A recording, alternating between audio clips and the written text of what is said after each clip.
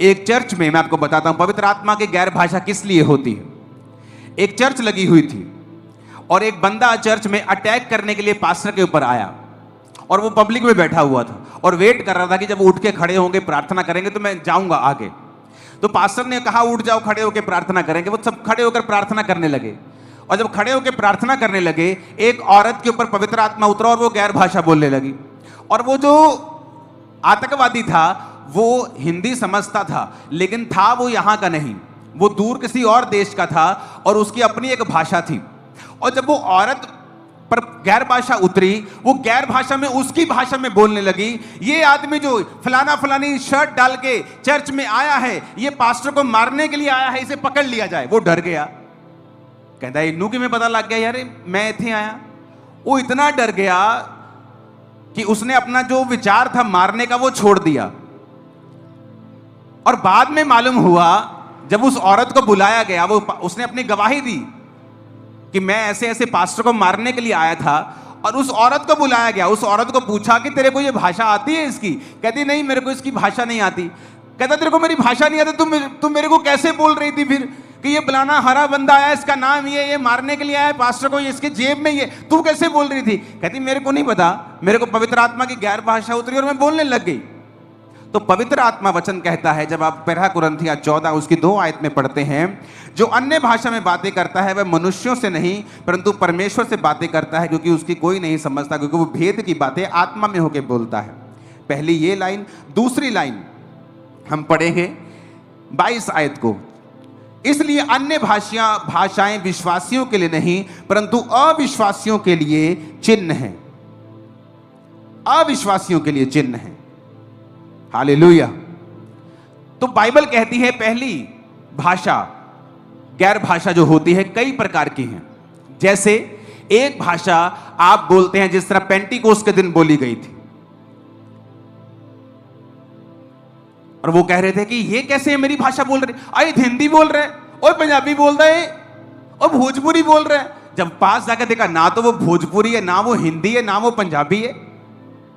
कहते पवित्र आत्मा ने गैर भाषा बोलने की ताकत दी और वो अपनी उनकी भाषा में प्रचार कर रहे थे, जबकि उनको उनकी भाषा नहीं आती थी। लेकिन हर बार पवित्र आत्मा ऐसे नहीं करता है। कई बार एक बंदा रात को उठ के बैठता है, बेचैन होता है, कहता मेरे को बेचैनी क्यों है, ना मैंने पाप किया ना मेरे कोई प्रॉब्लम है। वो गैर भाषा में प्रार्थना करता है। फोन व्हाट्सएप नहीं होते थे तब, और थोड़े दिन बाद उसका सगा भाई मिलता है और बोलता है कि फलानी रात को मेरे को हार्ट अटैक टाइप एक चीज हो गई थी, मैं मर गया था। कहता उसी रात को पवित्र आत्मा ने मुझे उठाकर गैर भाषा में प्रार्थना करने के लिए कहा था। कहता पर पता नहीं क्या मिरेकल हुआ, 3 घंटे बाद मैं जी उठा, मेरे को जान आ गई मेरे को। कहता 3 घंटे मैंने प्रार्थना की थी गैर भाषा में और 3 घंटे के बाद मेरे मन में शांति आ गई और मुझे लगा अब मुझे सो जाना चाहिए। तो उसको तो नहीं मालूम कि मैं किसके लिए प्रार्थना कर रहा हूं। जिस तरह वचन कहता है जो गैर भाषा में बातें करता है वो प्रभु से बात करता है, भेद की बातें आत्मा में होकर बोलता है। ये वो गैर भाषा है कि आप नहीं जानते। अब गैर भाषा हो सकता है किसी पास्टर के लिए प्रार्थना कर रहे हो जो ग्रीस में बैठा है, जो इराक में बैठा है, उस पर अटैक होने वाला है, कोई उसके लिए प्रेयर नहीं कर रहा, लेकिन गैर भाषा में पवित्र आत्मा आपके मुंह से उस व्यक्ति के लिए प्रार्थना करवा रहा है। तो गैर भाषा जब आप बोलते हैं तो जरूरी नहीं आप किसी की भाषा ही बोल रहे होंगे। हो सकता है आप किसी के लिए प्रार्थना कर रहे हो, आप किसी देश के लिए प्रार्थना कर रहे हो, आप अपने परिवार के लिए जिस प्रार्थना को आप नहीं जानते कि मुझे ये विषय पे भी प्रार्थना करनी है।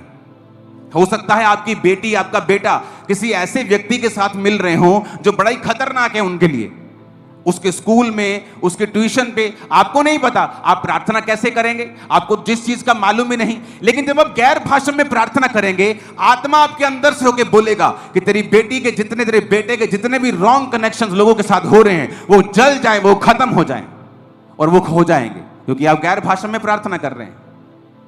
इसलिए तो इसे गिफ्ट बोलते हैं, इसलिए तो इसे हथियार बोलते हैं, इसलिए तो कहते हैं जो गैर भाषा में प्रार्थना करता है वो अपनी उन्नति करता है। क्यों कहते हैं अपनी उन्नति करता है? क्योंकि जो बेटा तेरा बच गया, तेरी प्रार्थना से नहीं बचता था, क्यों? तुझे मालूम ही नहीं था कि इस विषय में प्रार्थना करनी है, तो बच गया, तेरी उन्नति हुई, तेरी फैमिली की। कल को वो नुकसान करता, पैसे का भी नुकसान होता, तेरे फाइनेंस की, आत्मा में नुकसान करता, आत्मिक उन्नति भी तेरी हुई, और परमेश्वर ने तुझसे बात भी की, पवित्र आत्मा ने तुझे इस्तेमाल भी किया। तो गैर भाषा इतनी जरूरी है कि हर बंदा इसको बोले। हालेलुया। हो सकता है आपके पास 10 शब्द हो, 12 शब्द हो, जो सिर्फ प्रभु की स्तुति करने के लिए परमेश्वर ने आपको दिए हो गैर भाषा में। आप बोलें, 12 के 120 हो जाएंगे, लेकिन बोलना तो शुरू करें। ऊंची आवाज में बोलो हालेलुया।